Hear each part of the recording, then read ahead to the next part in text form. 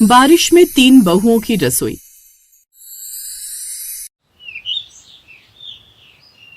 भयंकर बारिश में किसी पहाड़ी पर बसे गांव में अजय विजय विक्रम की एक साथ शादी हुई। राधिका, ममता और नेहा ब्याह कर पहली बार बारिश में ही ससुराल पहुंची। ससुराल में उसके सास ससुर भी थे।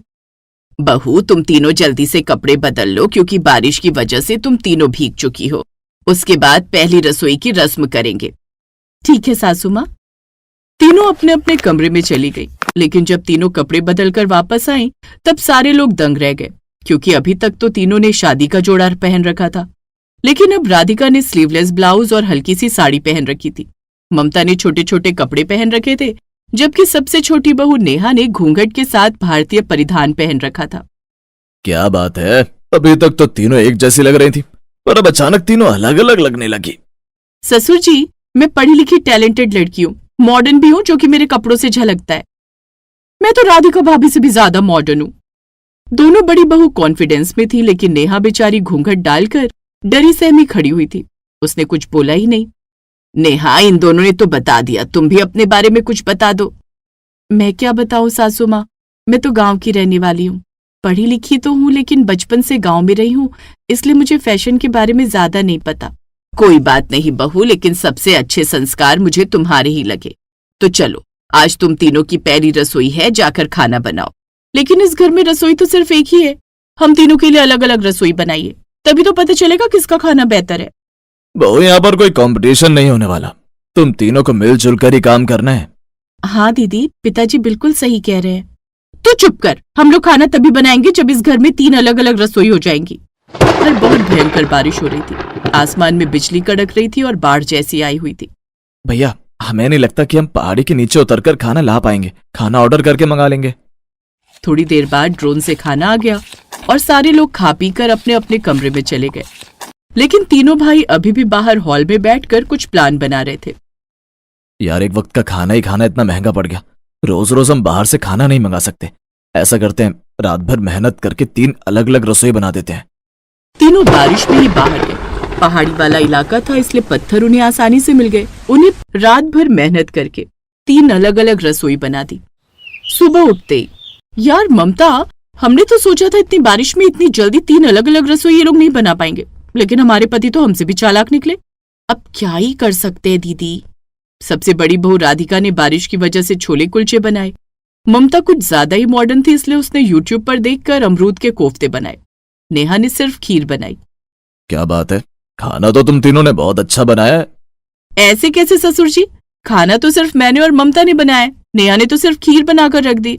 अरे, तुम दोनों ने जब इतना सारा खाना बना ही लिया था तो नेहा बेचारी का खाना बर्बाद चला जाता। खाने के बाद कुछ मीठा तो होना ही चाहिए, जो कि नेहा ने बना दिया।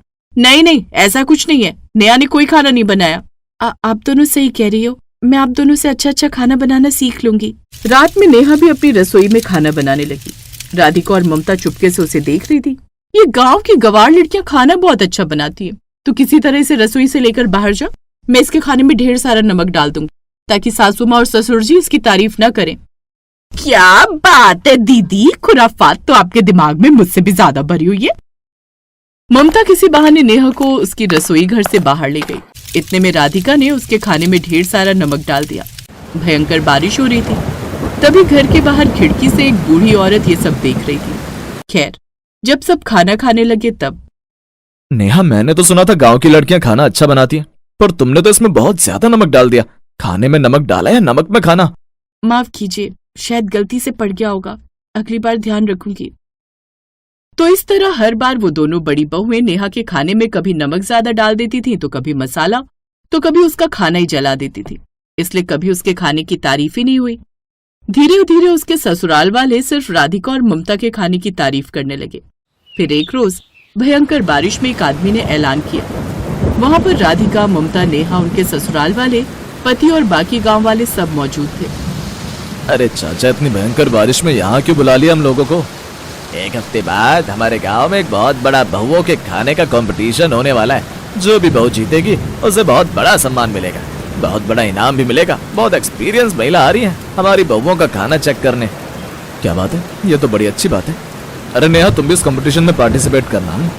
अरे नहीं भैया, मैं कहाँ खाना बना पाती हूँ, मेरा खाना कभी जल जाता है, कभी मसाला ज्यादा तेज हो जाता है, तो कभी नमक ज्यादा तेज हो जाता है। अगर मैंने कंपटीशन में भाग लिया तो मेरी तो बेइज्जती हो जाएगी। अरे नहीं बहू, गांव वाले बहुत अच्छे हैं, यहाँ कोई तुम्हारी बेइज्जती नहीं करेगा। एक बार कोशिश करने में क्या जाता है। ठीक है सासू माँ, अगर आप कहती हैं तो मैं आपकी बात मान लेती हूँ।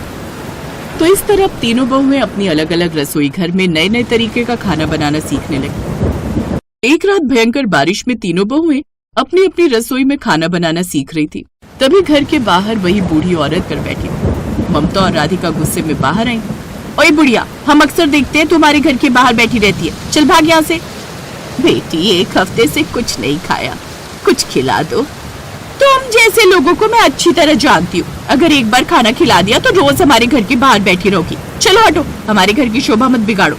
वो बूढ़ी औरत बेचारी वहाँ से चली गई और थोड़ी दूर पर किसी पेड़ के नीचे बैठ गई। थोड़ी देर बाद नेहा की नजर उस पर गई। वो खाना लेकर उसके पास पहुंची। अम्मा, खाना खा लो और मेरे घर चलो, यहाँ बारिश में भीगकर बीमार हो जाओगी। अरे नहीं बिटिया, तुमने इस भूखी बुढ़िया को खाना खिला दिया, मेरे लिए यही बहुत बड़ी बात है। खैर अगले दिन कंपटीशन वाला दिन था। गांव की सभी बहुएं अपनी अपनी रसोई में खाना बना रही थी। इधर राधिका, ममता और नेहा भी खाना बना रही थी। एक बार फिर से ममता नेहा को लेकर कहीं बाहर गई और राधिका ने उसमें ढेर सारी काली मिर्च, ढेर सारा मसाला और ढेर सारा नमक डाल दिया। उसके बाद कि ममता भी तो YouTube देखकर बहुत अच्छा खाना बनाना सीख गई होगी, इसके खाने में भी नमक डाल देती हूँ। राधिका ने ममता के खाने में भी ढेर सारा नमक डाल दिया। तो थोड़ी देर बाद कंपटीशन शुरू हुआ, लेकिन जज की कुर्सी पर जो औरत बैठी थी उसे देखकर राधिका, ममता और नेहा दंग रह गई, क्योंकि वो कोई और नहीं बल्कि वही बूढ़ी औरत थी जो हर रात उनके घर के बाहर बैठी रहती थी। ये तो वही बूढ़ी औरत है। मैंने सबका खाना चेक कर लिया है, लेकिन यहाँ पर मैं सिर्फ स्वाद चखने नहीं आई थी। जो इंसान लोगों की भूख की कदर ना करे, वो इंसान कभी अच्छा बावर्ची या अच्छा शेफ बन ही नहीं सकता। इस शो की विनर है नेहा। राधिका, ममता, तुम दोनों हर वक्त उसके खाने में कभी नमक डाल देती थी, कभी उसका खाना जला देती थी, इसीलिए उसका खाना आज तक सही नहीं बन पाया। जबकि सबसे स्वादिष्ट खाना वही बनाती है, वो लोगों की भूख को भी समझती है। तुम दोनों ने मुझे उस रात धक्के मारकर भगा दिया था ना। मैडम, मुझे माफ कर दीजिए, मुझे नहीं पता था कि आप वही जज हो। अच्छा, अगर तुम दोनों को पता चल जाता कि मैं ही जज हूँ तो तुम लोग मुझे नहीं भगाती। इसका मतलब तुम दोनों एक नंबर की लालची भी हो। नेहा के लिए जोरदार तालियां। अब समझ में आया कि नेहा का खाना हर बार बेकार क्यों होता था। तो नेहा वो कंपटीशन जीत गई। अब पूरा गांव, उसके ससुराल वाले उसकी खूब इज्जत करने लगे। राधिका और ममता ने भी नेहा से माफी मांग ली और अब उन्होंने अपनी 3 अलग अलग रसोई एक रसोई में तब्दील कर दी। फिर तीनों बहुएं एक साथ मिलकर खाना बनाने लगी।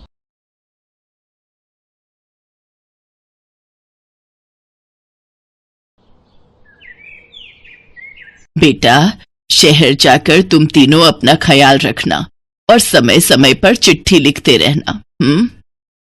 माँ, तुम चिंता मत करो, हम अपना ध्यान रखेंगे। और हाँ माँ, हम शहर से ढेर सारा पैसा कमा कर लाएंगे और फिर हमारी सारी परेशानियां दूर हो जाएंगी। ये कहकर वो तीनों शहर चले जाते हैं। रमा अपनी तीनों बहुओं सुमन, पूजा और मीनू के साथ रहती है। साथ ही उसका पोता मोंटू भी उनके साथ रहता है। कुछ दिन तो उनके ठीक ठाक निकल जाते हैं, लेकिन उसके बाद हालात बहुत बुरे होने लगते हैं। परेशान होकर रमा अपनी बहू से अपने बेटों को कई चिट्ठियां लिखवाती है, लेकिन उनमें से एक का भी जवाब नहीं आता। ना जाने इन तीनों को क्या हुआ है, एक भी चिट्ठी का जवाब नहीं आया। अरे अपनी माँ को ना सही, कम से कम अपनी पत्नियों को ही चिट्ठी लिख लेते। मुझे तो लगता है वो वहां जाकर हमें भूल गए हैं। नहीं माँ जी, ऐसी बात नहीं है, हो सकता है वो किसी काम में व्यस्त हो। अरे ऐसा भी क्या काम कि अपने बेटे तक का भी ख्याल नहीं आता उन्हें। कुछ ही दिनों में उन्हें पैसों की तंगी होने लगती है। पहले जहाँ पूरा परिवार भरपेट खाता था, अब वो एक रोटी खाकर ही गुजारा करते हैं और कमजोरी के कारण मोंटू की तबीयत बिगड़ने लगती है। ये देख रमा किराने की दुकान पर जाती है और लाला से कहती है, लाला मुझे थोड़ा राशन उधार दे दो। तुझे उधार दे दूं? हैं? पहले ही तू मेरा कर्जा नहीं उतार पाई है और अब और उधार लेने की बात कर रही है। लाला, जैसे ही मेरे बेटे शहर से लौटेंगे तो मैं आपके सारे पैसे आपको लौटा दूंगी। हम सब ने 2 दिन से कुछ नहीं खाया और मेरे पोते की हालत खराब हो गई है। तो मैं क्या करूं?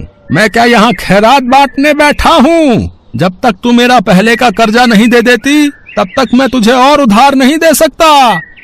रमा उदास होकर घर आने लगती है। तभी वो रास्ते में भंडारा बंटते हुए देखती है। वो भंडारे का खाना अपनी बहुओं और पोते के लिए लेकर घर आती है।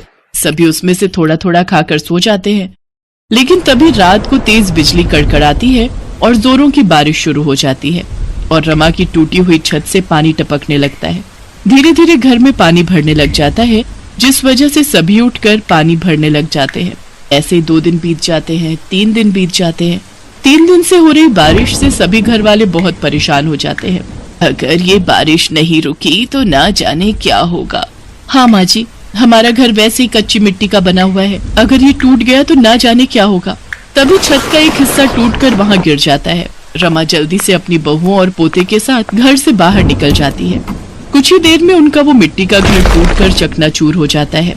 माँ जी, हमारा घर, अब हम क्या करेंगे? दादी माँ, अब हम कहाँ रहेंगे? अपने घर की ऐसी हालत देखकर उन सबकी आंखों में आंसू आ जाते हैं। बेचारी रमा अपनी तीनों बहुओं और पोते के साथ सड़क पर चलने लगती है। चलते हुए उन्हें सड़क किनारे एक बहुत बड़ा पाइप दिखता है और वो सभी बारिश से बचने के लिए उसमें जाकर रहने लगते हैं। आज उन सभी को भूखा रहते हुए 3 दिन हो चुके थे। अपने पोते की बिगड़ती हालत देख रमा काम की तलाश में निकल जाती है। काफी देर तक काम ढूंढने के बाद वो एक ढाबे पर पहुंचती है। सेठ जी, मेरी 3 बहुएं और पोता 3 दिन से भूखे हैं। इस बारिश में हमारा मिट्टी का घर भी ढह गया है, इसीलिए मैं काम की तलाश में निकली हूँ। कृपा करके आप मुझे कुछ काम दे दीजिए, मैं कुछ भी काम कर लूंगी। मैं तो खुद कब से काम वाली की तलाश में था। अच्छा हुआ आप आ गईं। आप यहाँ काम कर सकती हैं, इससे हमारी भी काफी मदद हो जाएगी। आपका बहुत बहुत शुक्रिया सेठ जी। रमा अगले दिन से ही उस ढाबे पर काम करने लगती है और अपनी बहुओं और पोते का पेट पालती है। ऐसे ही समय बीतता है और एक रोज रमा के तीनों बेटे गांव वापस आते हैं। उन्हें जब गांव वालों से अपने घर के हालातों के बारे में पता चलता है तो वो उस ढाबे पर पहुंचते हैं जहां रमा काम करती थी। उन्हें देख रमा की आंखों में आंसू आ जाते हैं और वो रोते हुए कहती है, कहाँ थे तुम तीनों, और तुमने आज तक क्यों नहीं एक भी चिट्ठी का जवाब दिया? हाँ तुम सब जानते भी हो तुम्हारे पीछे से हमें कितने बुरे दिन देखने पड़े। माँ, शहर में काम के चक्कर में हम तीनों भाई आपको चिट्ठी नहीं लिख पाए, लेकिन हम जिस मकसद से गए थे वो पूरा हो गया माँ। हाँ माँ, हम तीनों ने खूब पैसा कमा लिया है। अब हम उन पैसों से एक नया घर लेंगे। और माँ, साथ ही अब हम यहीं पर अपना कोई काम शुरू करेंगे और एक साथ खुशी खुशी रहेंगे। ये सब सुनकर रमा बहुत खुश हो जाती है। इसके बाद तीनों भाई एक बड़ा सा नया घर खरीदते हैं और खुद का बिजनेस खड़ा करते हैं, जिससे वो और भी ज्यादा पैसे कमाते हैं।